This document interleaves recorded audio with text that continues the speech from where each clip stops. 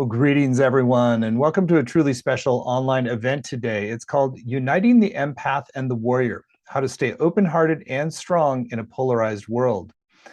My name is Stephen Dyna. I'm the founder and president of the Shift Network, and today's theme couldn't be more important because as things break down, polarization tends to ramp up, and if we're here to heal and help to bring things forward, evolve the planet, we have to really be able to cultivate our depth and our strength at the same time, our ability to be soft and open, as well as vulnerable and as well as resilient in the face of a lot of storms. And so we're going to get to explore this dichotomy and how to sort of marry this in your own inner being with Reverend Dr. Stephanie Redfeather. She's the founder of the Blue Star Temple Guide for Sensitive Souls and an award-winning author of The Evolutionary Empath. I love that title. And if you're excited by today and you recognize how important this inner marriage is in your own life, we're going to have a brand new course with Reverend Dr. Stephanie called The Empath and the Warrior coming up. So it's all going to be all about how to integrate your sensitivity and strength to remain compassionate, grounded, and true to yourself in a polarized world. So with that said, Stephanie, thanks so much for joining us today. Yeah, absolutely, Stephen. I'm delighted to be here. Great. Well, I always like to start our journeys with new faculty with a bit about your journey, particularly showcasing how the sensitivity and strength had to come together in you for your life work. Yes, well, it's a very interesting journey because before things molded my ideas and my self-judgments and all of that, when you're a kid, you're kind of your purest self. And so I was a very creative, intuitive child and went to a school that was kind of like the TV show Fame, if any of you remember that, where you go to dance class and you go to English class and you go to theater class and you go to math class. So I had this combination and, it was just this wonderful opportunity to be expressive. Well, fast forward a few years and I get a math degree and become an Air Force officer. And so, my childhood is a little bit of, one of these things is not like the other. Yeah, you are the microcosm. Yeah, yes, yes. And so, within that time frame, my parents divorced. I lived with my dad and stepmom in high school. That shaped a lot of things for me. And so, this is all perspective. Of course, I didn't have at the time. It was what comes many years later. But I realized that in my teen years, as my femininity, my empath, my sensitivities started to feel vulnerable and judged and not safe, my masculine, if you will, my warrior came in and said, I'll save you to the best of his ability, and put my feminine away and put her in a box for safekeeping. And so as I came into adulthood, it was really my sort of masculine qualities, my left brain qualities that started making all of the decisions. And in my dad's position, he was associated with the military. He ran a school that offered 2-year associate degree programs on military bases. And so through that association, I decided I want to become an Air Force officer. And so I did and got a math degree. And I was an Air Force officer for 10 years. And it was not a matter of, like, I'm going to stay in for 20. It was, I want to stay in as long as it makes sense. And when I'm called to do the next thing, I'll do that. And so the next thing called, but it wasn't so much a specific thing as it was this sense that it was time to leave the military. And so that really became the central point of my spiritual awakening, and started a 5-year period of what I have called the spiritual crucible, where I was just getting cooked down into an entirely different substance. And when I came out on the other side, that is when I realized that I had some hard-fought wisdom and gifts, and through that time had reconciled my empathic nature, because I've been an empath my whole life, but I didn't know it. And so I felt like if I could make other people's time in the crucible shorter, easier, if I could give them the tools and the understanding, that is what my heart compelled me to do. Mm. Well, it's clear that you are very much the miniature of this of the larger story of our times, and so often, I'd say probably 80% of people in the shift network identify more on the sensitive side of the spectrum. But you have to adapt to the culture you're in, and this sort of creating a defended skin, a more defended self to protect that kind of more tender core. I think is probably a very common experience. Mhm. So, how do you start to kind of reframe this sort of, instead of it just, oh, this is for protection of the other stuff, to really seeing this as sort of like a larger whole that's getting integrated? Right. It in our culture and in our sort of spiritual development culture specifically, we have spent a lot of years sort of developing and focusing on individual qualities, individual capacities, individual modalities. And I think what these times are calling for now is an integration and not just kind of these stovepipes of I'm going to rely on this part of myself, or I'm going to use this technique. It's how do we blend it all together? And so, these are aspects of ourselves, right? If we look at from a kind of a psychological point, these are components of our psyche. They are sort of, a different way of looking through the lens at the masculine and feminine. The empath is the feminine side of the house, the warrior is the masculine side of the house. So how do these two parts of ourselves interact? Do they even recognize each other? Do they talk? Do they have a relationship? Because that is where we start to shift our perception of, well, the masculine is I just got to be strong and here's my sword, and the feminine's like, okay, I'm just going to sit here and receive, and I'm going to listen and be sensitive and have my radar going, and but if they're operating independently, we are missing out on the magic, but also the stability and the resilience and the capacity that happens when they're working in tandem. I think I totally align with that vision. So let's talk about how that synergy really happens. So how is it? It's sort of, if you're more people probably listening are inhabiting the empath self, how do they best relate to the empath self and then relate to the warrior side of themselves from within that? Mhm. Yeah. So obviously there's a lot to say here. So I'm going to try to pluck out the salient parts. But there's a lot of inner work that can be done to help us recognize that part of ourselves, the sensitive part of ourselves.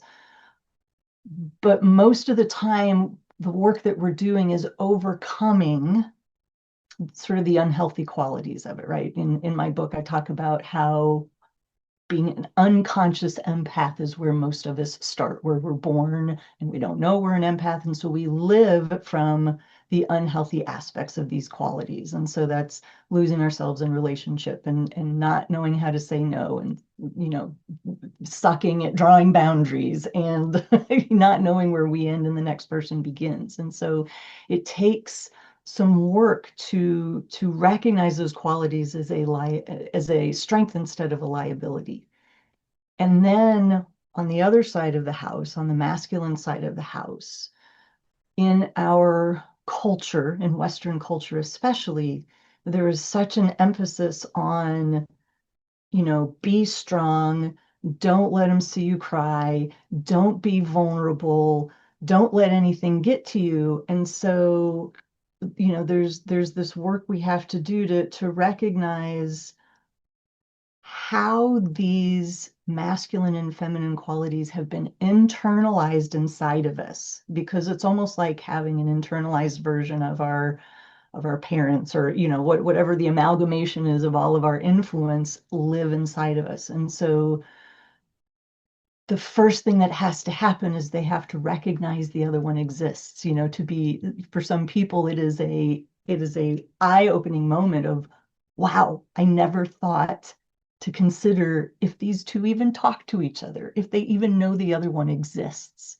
And so starting that conversation is really where we begin, to then see what we're starting with in terms of what's the what's the foundation of their relationship right now, and where do we need to go from there. Mm-hmm. Let's talk a little bit about some of the wounds that are carried in, because I would imagine part of, Mhm. the empaths, most of their wounds are from the kind of distorted or unconscious warrior energy coming at them in certain ways. And probably most warriors get defended against the empath in themselves because of that subpersonality, because the vulnerability caused some sort of pain or suffering or social ostracization or something. So there's like mutual wounds on each side of the polarity here, and Right. just love to share a little bit about how to sort of go about untangling those. Right. Well, and polarity is exactly it, because, when you live in a dualistic world, there's an assumption that we somehow, internalize that opposites are one is better than the other, or we have to choose, right? So hot and cold and right and wrong and up and down and every polarity that you could name, they are absolutely different from each other, but that does not make one right and one wrong. It does not make one more valuable than the other. But yet there is this um, sort of belief in our culture, because we haven't brought it all consciously to the surface yet, that we have to choose one or the other, and that we can't be both. And so I think just shifting the mindset, right? Adjusting the framework, the paradigm, all of a sudden makes it possible that I don't have to choose. They don't have to fight. I don't have to pick one over the other. They can exist in the same space together. So there's the existing in the same space together, and then how do you go to the next level of kind of really getting these two facets of ourselves to really almost be in partnership? Right. It is just like you would attend to any other relationship in your life. It takes some time, some commitment, spending time with those parts, whether that's in self-reflection or doing some journaling or voice dialogue, or whatever method, works for you, so that you can begin to get to know these different parts of yourselves. And it's not so much, hey, I've never met this part, and getting to know it like you've never encountered it before. It's understanding it enough to then see, oh, this is what happens when the empath is driving the bus. Here's the decisions I make, or here's the things that overwhelm me, or this is where I get triggered. And here's what happens when the warrior drives the bus. And this is where I, forget to listen to other people, or uh, shove my emotions down. So it gives you the opportunity to look at how these aspects actually show up in our lives, how they play out, so that we can start to put them in conversation together and learn from each other, and value each other's set of qualities that they bring to the table. Mm-hmm. Do you find that it's useful for them to sort of acknowledge and have ground rules and agreements for how this partnership works? I tend not to be strict about that. So if I was working with an individual person, I would answer that question just based on what's being shown to me or what I'm seeing from their past, because it really depends on a person's history and what they've internalized and what their wounding patterns are. And so maybe those two parts fight like cats and dogs, and we need to have some rules. And maybe those parts just, recognize that the other one lived across the street, but they're open to talking to each other. So it just kind of depends, I think, on a person's internal state and what supports that evolution for them. Mm-hmm. Do you find this useful to kind of have like separation of functions, or is it more like each one brings its own wisdom and perspective on whatever the particular challenge? Let's say boundaries. Yeah, yeah. I I feel like it's important that we understand each one individually, so that we can understand how they can work together and best support each other. So boundaries it's an action function. It is if you want to call it, the masculine side of the house. But if we are not in tune with the sensitive part of ourselves, with the emotions, with our values, with our perceptions, then a lot of times what will happen is setting boundaries actually just becomes putting up a wall. Hmm. And walls are indiscriminate. They don't, I like to think of it as a semi-permeable membrane. That's more of a healthy sort of structure, because in a semi-permeable membrane, you can decide this gets to come in, this gets to stay out. But if it's just, the all warrior all the time, it tends to be here's the wall and nothing's getting in. And so the perspective of the feminine, of the empath, of the sensitive is important so that the warrior can have his marching orders, if you will. Hmm. Nice. So yeah, so I'd love for you to just share a little bit more about how to sort of like get down into some of the patterns of the distortion patterns and start to kind of evolve into this more co-creative relationship. Yeah. Well, and when, each capacity brings something that the other one can't. The empath perceives, the warrior protects.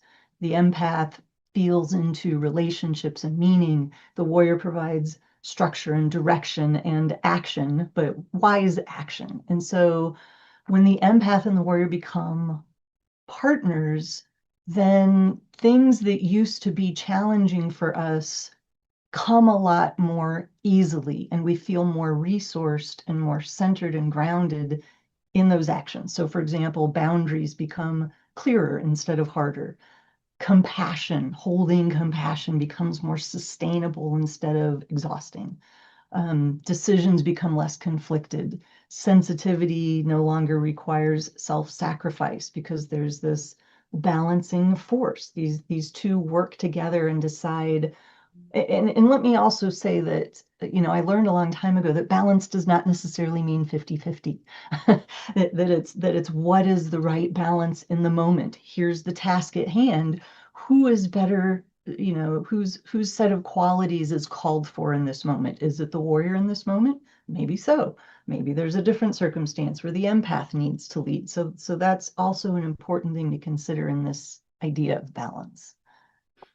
I like that. I also like the boundary example where you're sort of shifting to clarity rather so because that gives a sense for how there's like a complementary intelligence for each that can then help get to a better result in a subject Mhm. rather than just oh you're in charge of boundaries, you're the masculine Right, function here. right. So do you find that there's other areas like that where you get kind of a synthetic intelligence from kind of combining both perspectives? I I love the phrase the whole is greater than the sum of the parts, because I really experience that dynamic when the two are working together. It's almost like, forgive the reference, Wonder Twin Sisters Unite or whatever. It's like Activate. activate. Thank you. So you know what I'm talking about. Yeah, Wonder Twin powers activate. And Yes. so when the two of them are working together, there is a field that is generated that is greater than the individuals alone. When they come together, it's like the third thing, where when they're separate, they're each an individual thing. When they come together, they retain their individuality, but also create this third sort of unity piece, which is the two of them operating together. And so when we operate from that place inside of us, my experience has been, like I said, a greater sense of stability, clarity, trust in myself, Hmm. knowingness of that what I'm doing is in alignment. Mm-hmm. That makes a lot of sense. So, yeah, it might be interesting just to hear a little bit of like when you have, if you're speaking as the empath, like when you've really created this partnership with the warrior, how does that allow for a better expression of the empath too? Right. So if I think of it in terms of the feminine energies, or the empath energies are a subset of that. The feminine and the empath, they know how to listen, they know how to receive, they know how to sense and feel. They are the radar detectors. They perceive, they create, they give birth. But it's sort of like a river that doesn't have a bank. The feminine, the empath, those energies are soft, they flow. And if there's not containment, and I know that can be a tricky word for some people because, some parents like my mom, contain yourself, Stephanie, so I don't mean it in a sense of you put a lid on it and be quiet and don't express yourself.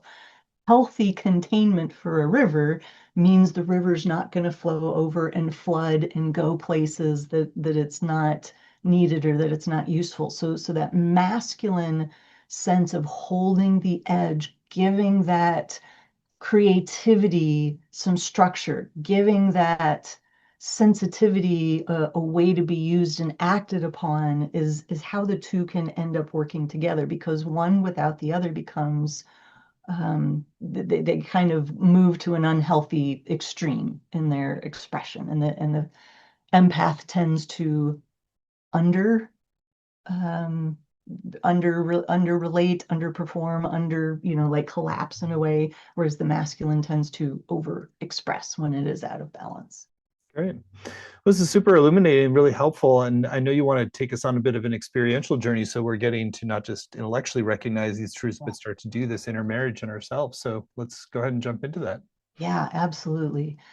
So this journey is designed to help you directly connect with the empath and the warrior archetypes within your own inner world and become aware of their relationship with one another. And so this is an opportunity to get to know these parts of yourselves as expressions of the masculine and feminine. And so as I move through this, you'll hear me kind of shifting the pronoun a little bit. Sometimes I'll say she, sometimes he, sometimes they. So I just want to speak to that so it doesn't take you out of the exercise. And so I invite you to go ahead and take a nice deep breath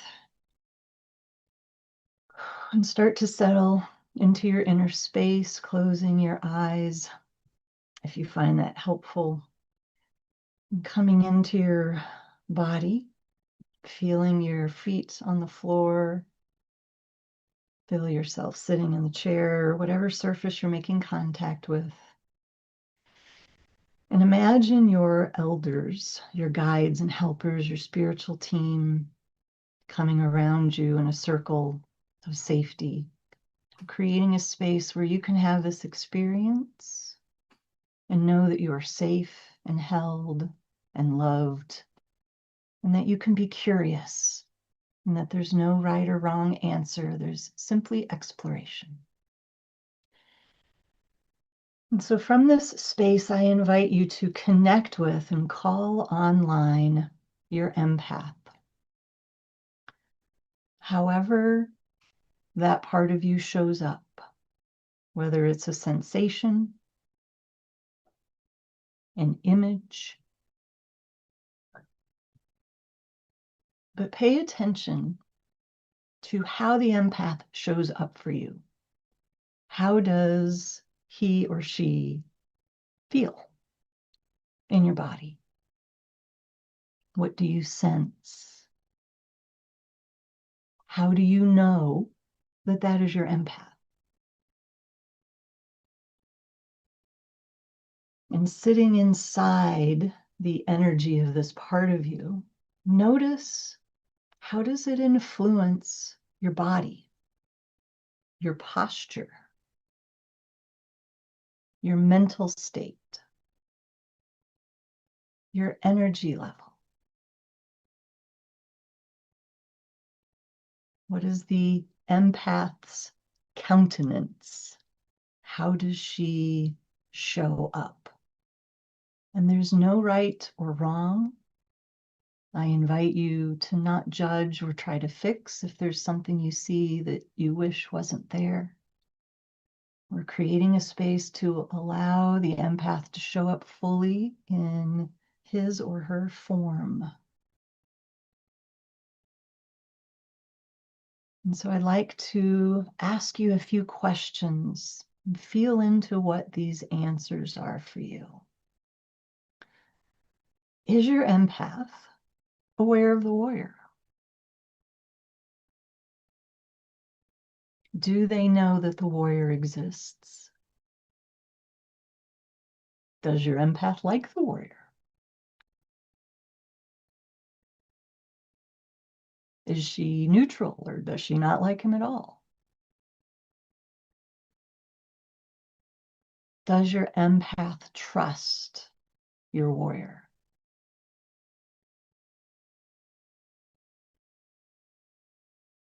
So just feeling in from the empath's side of this equation, because we'll move to the warrior in a minute.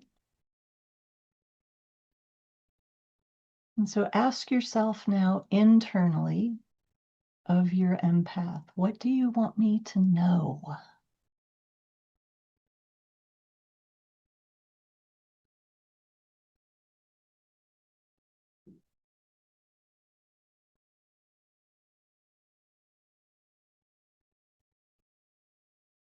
And allow that to come through whatever channel. Not everyone hears a message or sees an image. And so whichever way this information comes to you is valid.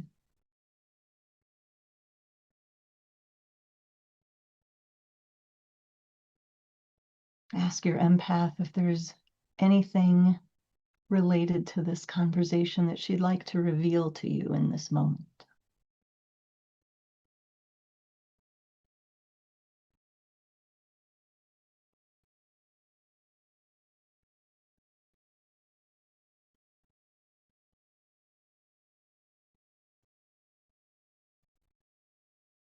And know that you can always come back and continue your conversation with your empath. But for this moment, thank him or her for showing themselves to you, for being in dialogue with you.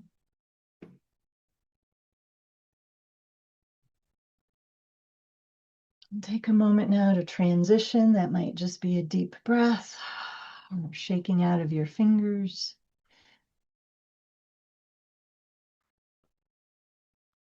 And now calling forward your warrior. Noticing how is his or her energy different? How does the warrior show up in you? What do you see or hear or feel? How do you know it's the warrior? What are his identifying characteristics?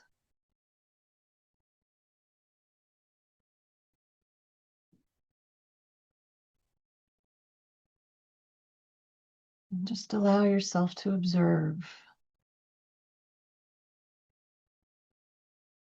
And there might be a little comparing and contrasting going on with the empath, and that's fine. Just allow yourself to be in a space of curiosity.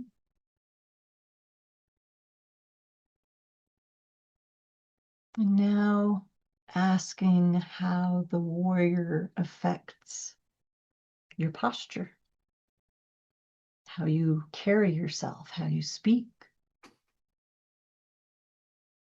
your energy level, or anything else in your physiology.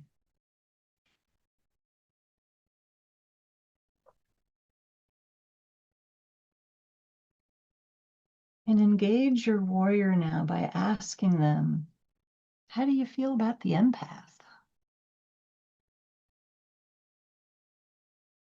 Do you know that she exists? Do you like the empath?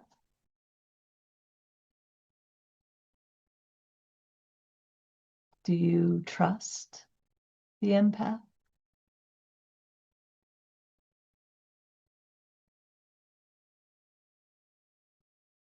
Just being there, noticing, allowing whatever is coming through.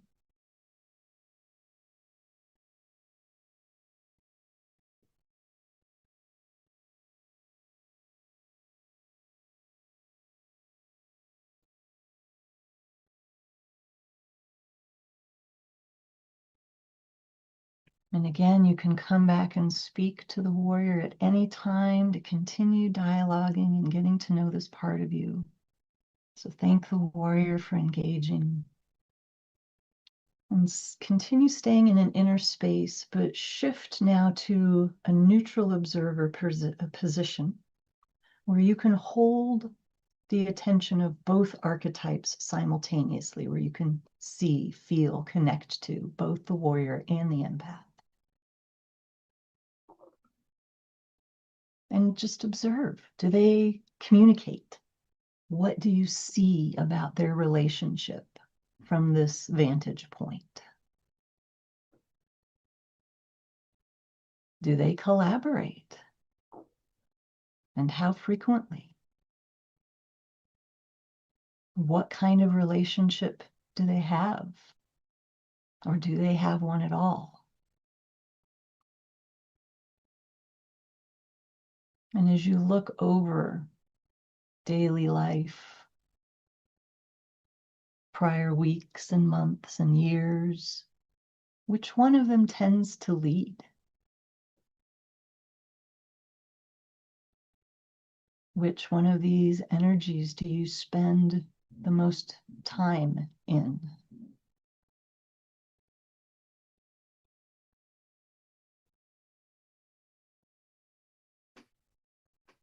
And just noticing whatever it is that they are revealing to you.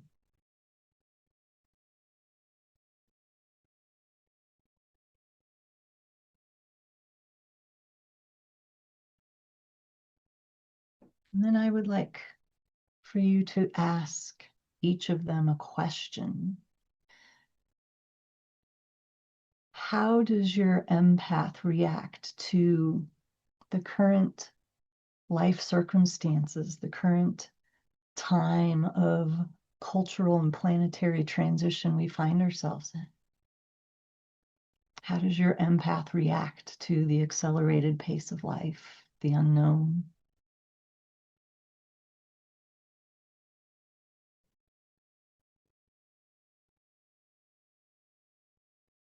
And ask that same question of your warrior.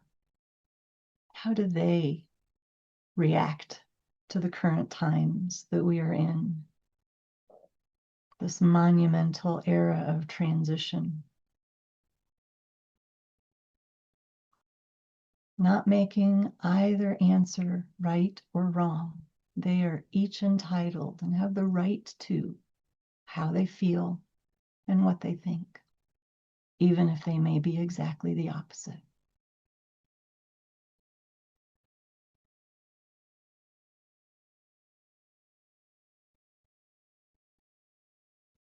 And so from this space, as we prepare to complete our dialogue, let's just check in again with the empath, with the warrior. Is there anything that either one of them wants you to know in this moment?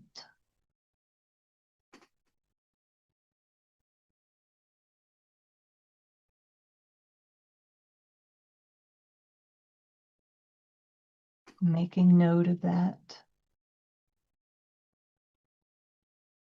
And knowing that there is probably a very rich field for exploration and investigation between the two of them moving forward. And so thank your empath, thank your warrior for revealing themselves, to coming into conversation, to sharing how they feel. And complete the activity with a nice deep breath, bringing yourself back to a neutral state. And so it's interesting, Stephen, as I watched you a couple of times, there were some big twitches. Your body twitched. I don't know if you were aware of that happening. Yeah, sometimes when I get like little intuitive hits, my body kind of has a little release. Mm-hmm. So it was more like when I was like, oh, I was kind of getting where things were out of balance or needed to kind of have more synergy. Mm-hmm. Yeah. Yeah.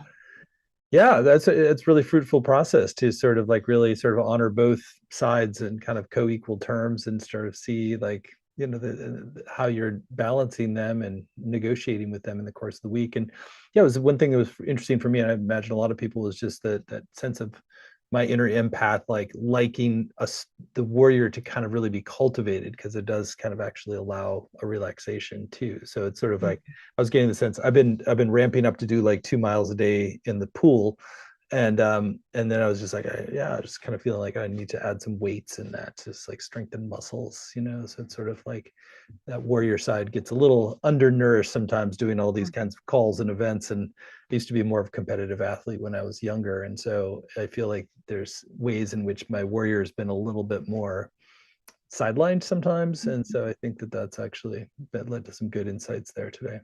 Yeah, that's awesome.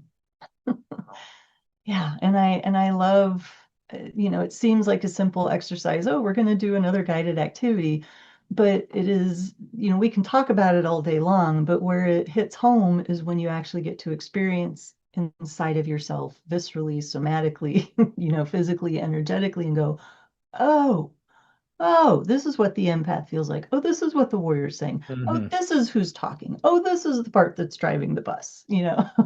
And then you're not like identified so fully with either one as well. Right. That's super helpful. What do you recommend in terms of, there was a lot of questions in there, but like starting to harvest some shifts of practice or action or just Right. orientation from that? Yeah, I am a big journaler. I recognize not everybody is, but if there's a way that you can devote some time to either write down the observations or continue having a conversation, which you can either do by just typing it out, sort of like a script, you and the part, or just having the conversation in your head and holding that part of it.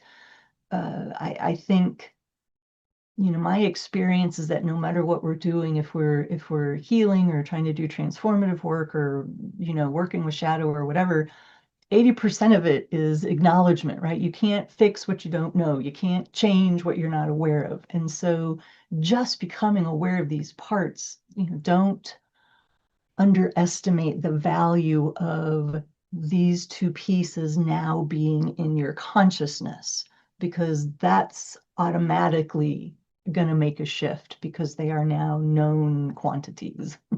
Mm-hmm. How might you do something like, let's say there's a situation where you're feeling more overwhelmed, to let's say news cycles and some of the developments in the collective. How might you approach that with like this lens of like using both the empath and the warrior to kind of Yeah, navigate? yeah. A term I've been using a lot and that I will be using and defining in the course is discernment. Because if the empath does not have limits or structures or a way of controlling, if you will, exposure, every one of us would be looking for the next cliff to jump off of. Mhm. Because every person that I have talked to about the times we're living in and what we're having to do to manage it, it is controlling the amount of time we're exposing ourselves to social media, choosing, I'm not going to watch the news, but there's this specific news channel that I am going to listen to, or, just limiting time with certain family members that trigger them. Or for someone like me, I have a shamanic background. Doing ceremony is important, where I call in my guides and the energies and the directions and all of the elements to help me transmute the things that feel overwhelming, that I don't know what to do with. I offer it to the earth as fertilizer, right, if you will, and a way to transmute those energies that I can't myself. But if we don't have the warrior to lovingly step in and say, okay, step away from the computer. This is too much. Go do something that restores you. Go outside in nature, do a little bit of yoga, have a cup of tea, whatever that is for you. We have to be able to be tuned into our own limitations, and to know what is too much. Makes total sense. How is this integration now that you've had your many years in the military and also integrating the empath? Just how is it showing up for you as a integrated whole now? Yeah. So it's the things that I mentioned earlier, just in terms of I feel, well, this is sometimes my guides give me really strange images, but what just popped into my mind was it's like sitting in half a chair or having, one glute instead of two, right? If you're just sitting on the empath side, it's hard to balance. And if you're just sitting on the warrior side, it's hard to balance. But if you have both halves of the chair, you feel supported. You don't have to fight and struggle and constantly be trying to be balanced and centered. It doesn't take as much effort because you have this beautiful partnership that in a way has your back. It's like whatever happens, you've got these incredible aspects that will come forward and this is where I shine. Let me bring my gifts to this situation. Or the other one says, I've got this. I know this is hard for you. Here's what I think we need to do. Let's do this thing in this order. So it's like being well resourced, having a team that never leaves your side. I love that. Well, that kind of leads us to a natural segue to talk about your upcoming course. And it's really a great opportunity to learn from you and everything you've developed over time to really integrate these very key archetypes for ourselves in a 7-week program. So we're blessed that Stephanie's agreed to teach this brand new course. It's called the Empath and the Warrior. Integrate your sensitivity and strength to remain compassionate, grounded, and true to yourself in a polarized world. You can find it at the URL empathandwarriorcourse.com, empathandwarriorcourse.com. It's a 7-week program. There are no prerequisites. It's just if you're intuitively drawn. And so, Stephanie, I'd love for you to share some of your intentions for what people will come away with. And then let's go through the modules, give a preview of what you'll be teaching in each. Yeah. My biggest intention, well, there's several, but one of them is to really understand that there is nothing wrong with you. I think so many of us who are empaths or sensitive souls feel like there's something wrong with us, that being an empath or having our sensitivities is something we have to overcome, something we have to manage. When, if we look at it differently, our sensitivities are a form of intelligence. And so I want people to really understand that there is nothing wrong with them. And if I could condense my book down into one sentence, empaths are here to help humanity ascend to the next level of consciousness. And so one of the other things that I feel like that I value, but that I also bring to the table is context. And so my intention is that people through this course can have this bigger picture context of where we are inside of sort of this grand cycle of time, this transition we've been talking about that so many wisdom teachings and indigenous cultures have pointed to, that we are on the precipice of. Because if we can locate ourselves inside of it, then I feel like it gives us hope, it gives us an understanding, and it gives us um, an opportunity to connect more deeply with why we chose to be here at this point in human history. Beautiful. Well, let's go through the modules and give a preview of each. So module 1 is called the inner split, recognizing the false divide between sensitivity and strength. Yeah. So this is where we set the stage. Again, we back out to this biggest possible perspective. And so this is really about seeing something that maybe a lot of people haven't seen or haven't thought about before, that we've been conditioned to believe that we have to choose, as we talked about at the beginning, between being sensitive or being strong, or being compassionate or having hard boundaries. And so we're going to talk about and unpack this false binary that we don't, that's not true, that was never true, to try to force ourselves into one camp or the other. And so this is the first module is a defining of terms, a setting of the context, so that once you see that split operating within yourself, you can't unsee it, and that changes everything that follows. Module 2, when compassion becomes self-erasure, reclaiming the edge of the feminine without self-abandonment. Yeah. So this is where we explore the distorted version of the feminine, the distorted version of the empath. And one of the most common patterns I see in a lot of sensitive people is the loss of ourselves in caring for others or putting other people first or, deferring in relationship. And so this is not about becoming less compassionate. It is about caring deeply and learning how to keep that deep caring without abandoning your own center, your own truth, your own needs. Module 3, when strength becomes armor, reclaiming the heart of the masculine without defensiveness. Yeah. So this is where we now look at the distortion of the masculine and the distorted warrior. And so many of us either learned that strength meant that we had to become hard or independent or emotionally armored, or maybe that's just what the circumstances of our life caused us to be in order to survive. But whatever the origin is, this is about understanding where that came from and then reclaiming a healthier form of strength and what that looks like, that's grounded, present, and protective without disconnecting us from our humanity. Module 4, structure that protects what matters most, cultivating the masculine capacity for healthy boundaries. Yeah. So in modules 2 and 3, we explored the distorted versions of the empath and the warrior. Now we start looking at what are their strengths. How, and this one is the masculine healthy aspects, how we reframe boundaries, how we see them instead of walls, we see them as structures that protect what we love, that healthy boundaries aren't about separation. They are about creating the conditions that allow love and trust and connection to remain sustainable. Beautifully said.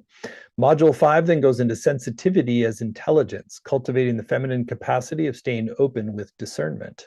Yes. So this is my sweet spot. This is really talking about what I said, that sensitivity is a form of intelligence, and unpacking what that means and having a different relationship with overwhelm, because overwhelm is really information, but we've never been taught how to view it that way and then what to do. And so, when we are able to experience sensitivity as that form of intelligence, then when you start to pair that with the discernment we talked about, it becomes a really extraordinary tool. Module 6, embodying the sacred guardian, holding strength and softness under pressure. I love that. Yeah. So this is where the course really starts to come alive, because everything that we have been cultivating so far comes together. And so in this module, I introduce the archetype that I've developed and been working with called the sacred guardian, which is just what naturally begins to emerge when the empath and the warrior stop seeing, the other one as opponents, and they become partners instead. And so module 6 is about integration and discovering what it feels like in your own body to hold that strength and softness at the same time. And finally, module 7, living undivided, living the wisdom of the empath and the warrior in a complex world. Yeah. So this is where we kind of come full circle, right? We start out with a bigger picture context, we dive in, and then with our new understanding and our integrated capacities, we talk about what it means to bring the wisdom of the sacred guardian into our daily lives, into relationship, into our work, our leadership, our everyday choices, and how we express them in the world, how we walk the medicine. That's what it all comes down to, walking the medicine. So beautiful offering. And I think it's very important because I really see the root system of the larger shift on the planet as between the masculine and feminine. In many ways, the empath and the warrior is sort of integrating this split in ourselves first, because that's how it heals in the world. So Yeah. there's more detailed on this whole program with Reverend Dr. Stephanie at empathandwarriorcourse.com. In addition to those 7 90-minute live sessions that she's just described, you have time to practice together. There'll be Q&A time. You'll have recordings of every session, both video and audio, as well as word-for-word transcripts to work with, study, and highlight. There are weekly practices for home. There's a community group to support you and deepen your experience online. There's also a small group time to connect with other participants. I also want to just call out how vital it is the live classroom experience is, which really is a differentiator from anything else out there. Instead of just going out through this on your own, you're really in a community. People can explore together, deepen together, share notes, share breakthroughs, ask Stephanie questions. And so all of that really makes it more meaningful and more transformational. So just and with that said, you can also go through on your own when it's not live, and that can be great to go back later. So you get the best of both worlds with this model. So in addition to the modules we just described, there's also a number of extra bonuses that are each designed to enhance the program for you. There's a PDF guide from Stephanie called Masculine, Feminine, and Left-Right Brain Characteristics. Want to share more about that bonus? Yes, because I find when we're having these conversations, just a simple list of qualities can be so helpful. It's orienting. We're all then on the same page talking about the same things. And so this is exactly what it says. It's just a list that has general masculine qualities, feminine qualities, and I want to give proper credit to Dr. Jill Bolt Taylor, who wrote My Stroke of Insight and talked about left and right brain characteristics that map so beautifully in the masculine and feminine qualities, and just kind of exploded my understanding of these concepts. And so this guide, it may sound dry and academic, but I find it really, really helpful. I'm sure it is. So that's just one bonus. And then there's a second bonus, which is called The Five Qualities of an Empath. There's an excerpt from the Evolutionary Empath, Reverend Dr. Stephanie's book. So this is a PDF excerpt. And then there's one special bonus, which I love the title of, is available when you sign up by midnight tonight Pacific time. We always like to do this as a way to just encourage you to take the time now where you're here and receiving some of the wisdom, and tune in with the page and your own inner knowing, and just realize, how beneficial this can be to really have both of these key archetypes anchored in yourself in healthy relationship and dialogue and collaboration. And so if you choose to move forward today, you're going to get this special bonus for doing so. So it's called Heretic, Healer, Holy, the New Paradigm of Power. It's a video and PDF teaching from Stephanie. You want to share more about that? Yeah. So this is really an archetypal map of transformation. So I use the heretic, the healer, and the holy to explore three inner forces within us that help us move from basically living from external authority to internal authority, moving from seeking approval to living in integrity. So it's really a journey from separation to sovereignty that invites us to reclaim our power through wholeness and direct relationship with our own inner truth. Beautiful. I'm very aligned with that bonus. So that's the Heretic, Healer, and Holy. You'll get that when you sign up by midnight tonight. So it's clearly going to be such a valuable program. We've also kept the investment very accessible. It's just 3 payments of $128. You save 10% when you pay in full with one payment of $349. The course is going to start on August 13th and run Thursdays at 9 a.m. Pacific, noon Eastern. But even if you can't make those live times, you can still get the full value through recordings of transcripts in the community. So there's some great testimonials on the page from people who've studied with Stephanie. So you're in really good hands and get to benefit from the fruit of several decades of study and work and integration that she's really been in the trenches with this, literally in the military, and also doing all the deep spiritual work as well. So you are in for a treat and a healing and an integration journey into wholeness. So again, it's all at empathandwarriorcourse.com, empathandwarriorcourse.com, and you'll get that special bonus by midnight, which is again the Heretic, Healer, Holy, the New Paradigm of Power. So Stephanie, it's been really great to connect with you. Anything that you want to still have in your heart, you want to share with folks who are considering doing the course? Yeah. So one of the things I think is important, because empath work has been out there for a long time now, and it is evolving quickly. And so this isn't just a course about boundaries or self-care or hygiene, protection. As I talked before, context is something I value very much. And so I think it is incredibly important for us to be able to locate ourselves inside of this larger story that we're living through. And that's one of the main reasons I wrote The Evolutionary Empath. And so this course grows directly out of that same impulse that this is This is not just teaching, this is orientation. This is helping us understand, if you want to think of it in terms of seasons, what season we're in and what capacities are required of us in that season, so that we're not, we can't be in winter and be angry at winter because it doesn't look like fall. And so this orientation is really going to help us locate ourselves so we can tell ourselves the truth about where we are and the capacities that we need to develop. Beautiful.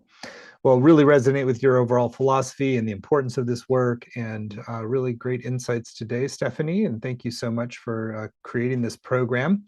And again, the whole program is laid out at empathandwarriorcourse.com. It's called the Empath and the Warrior.